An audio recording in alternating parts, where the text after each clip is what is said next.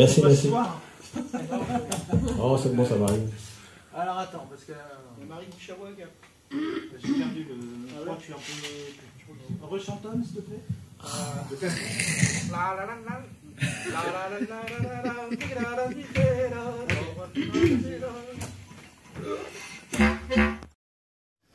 D'accord. Évidemment, Thierry et Nathan sont partis. Hein, ils nous laissent seuls. Donc ça, vous pourrez le noter. Courage Fillon. Voilà. Qu'est-ce que ça vous apporte, alors, que ce soit pour les Bretons ou les Réunionnais, de mixer ces deux cultures? Bah, en fait, si tu veux, en fait, les deux cultures, d'une certaine manière, elles sont issues de ce qu'on appelle les contredanses, en fait. C'est des emprunts lointains ou à des danses, j'en sais rien, moi, le passe-pied, enfin, toutes ces vieilles danses, quoi. Et en fait, tu retrouves, il y a des empreintes communes, quoi, à la danse bretonne et notamment au maloya, en fait. Et finalement, les deux, ça semble très très bien. Par exemple, tu vois, en Bretagne, ce qui est pratiqué, c'est ce qu'on appelle le can et discan. Donc, KN, comme discan. KN. K-A-N et H-A. Ils ont un discan. C'est le chant et le rechant, en fait. C'est ça, c'est des chants à répondre, quoi, tu vois.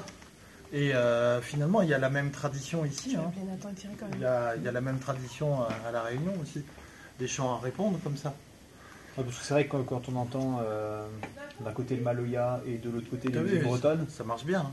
Bah, on a tout. Le réflexe, c'est pas de se dire les mettre ensemble, ça peut marcher, mais au final, quand on l'entend là, c'est vraiment des choses vraiment sympas. Donc d'une certaine manière, en fait, c'est des. Si on remonte à il y a très très longtemps, d'une certaine manière, ouais, c'est des musiques qui ont une culture commune. Rythmiquement, mais aussi sur la façon de la pratiquer. C'est aussi c'est de la musique qui se pratique en plein air, qui est là pour mettre en transe, pour faire danser. Qui raconte des choses. C'est des codes sociaux aussi, la danse, en Bretagne.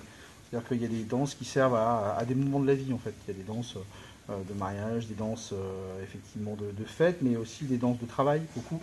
Le pline, là, c'est une danse qui sert par exemple à battre la terre.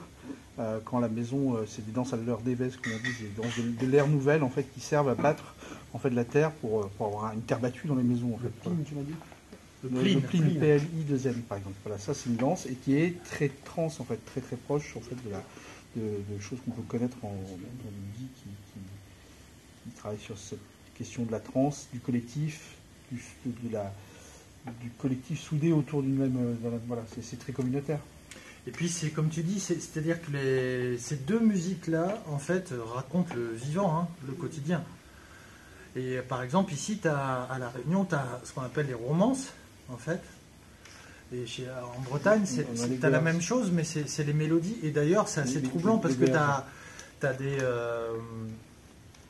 des romances ici à La Réunion qui racontent à quelque chose près exactement la même histoire que certaines gouères, mélodies comme ça, chantées aussi, non mesurées, non dansables, qui racontent la même chose en Bretagne. Mais c'est pas avec le temps, les musiques sont plus tout à fait les mêmes en fait. Mais